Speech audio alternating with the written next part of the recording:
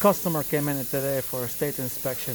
I failed all 4 tires. Look at this tire, how wavy that is. Cords are showing. That's the left rear tire. Since there's no adjustment for rear tires on the alignment, so I'm recommending to apply rear shocks on there to take care of this issue. So we'll be replacing the rear shocks and getting all 4 tires and wheel alignment. There's the front tires.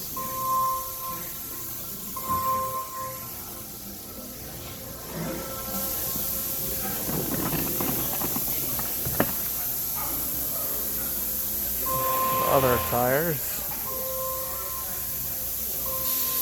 Please subscribe for more videos.